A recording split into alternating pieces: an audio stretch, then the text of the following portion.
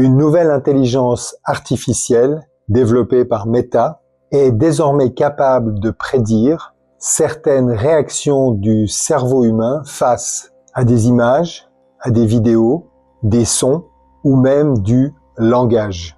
Et interrogeons-nous, car cela soulève sans doute une question beaucoup plus profonde qu'une simple révolution technologique. Ce modèle s'appelle Tribe V2. Meta explique qu'il a été entraîné sur plus de 1000 heures d'IRM fonctionnelles réalisées sur des centaines de personnes. Son objectif?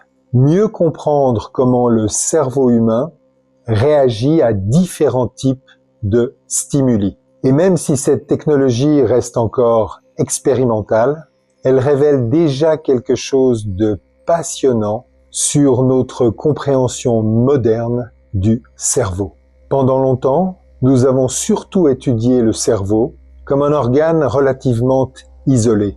Mais en essayant de modéliser certaines réactions cérébrales, les neurosciences modernes commencent progressivement à découvrir à quel point notre cerveau semble profondément influencé par l'environnement, les habitudes, les images, les sons, le langage, le stress ou encore certaines interactions sociales. Autrement dit, le cerveau ressemble moins à une machine indépendante et devient un système vivant en interaction permanente avec le monde qui l'entoure. Et cela devient encore plus intéressant lorsque l'on découvre que le cerveau humain ne se contente pas de réagir. Il anticipe constamment et tente de prédire, d'interpréter, d'évaluer et d'adapter notre comportement à l'environnement. Une grande partie de notre fonctionnement quotidien repose justement sur ces mécanismes d'anticipation et d'automatisation. Les neurosciences parlent parfois ici de cerveau prédictif ou encore de neuroplasticité. Cette capacité du cerveau à modifier progressivement certains circuits en fonction de l'expérience, de la répétition et de l'environnement.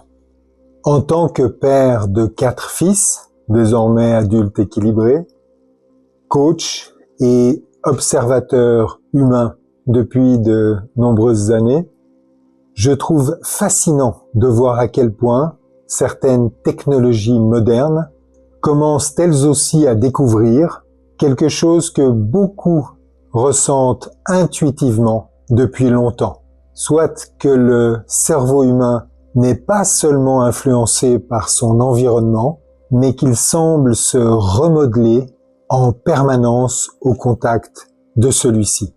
Nos habitudes, notre rythme de vie, notre environnement sensoriel, nos interactions ou certaines formes de surcharge chronique pourraient progressivement modifier notre manière de penser, d'anticiper, de ressentir et même parfois notre perception du réel.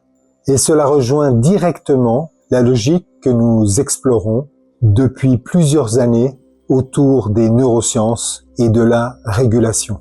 Le futur du bien-être consistera-t-il à continuer à traiter des symptômes isolés ou, selon notre conviction qui se renforce année après année, au gré des succès rencontrés chez les personnes qui viennent nous consulter, à recréer progressivement davantage de cohérence entre le cerveau, le corps, l'environnement et notre manière de vivre.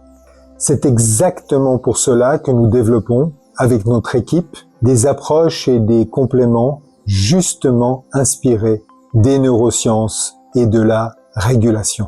Non pas comme des solutions miracles, mais comme des outils cohérents au sein d'une réflexion plus globale sur l'équilibre humain.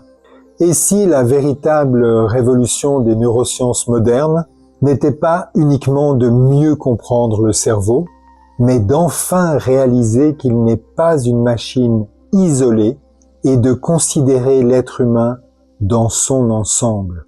Les neurosciences modernes ne font qu'entrapercevoir à quel point notre cerveau est profondément connecté à de multiples sources, à des mécanismes ainsi qu'à un potentiel que nous sommes encore loin de comprendre, voire même de concevoir complètement.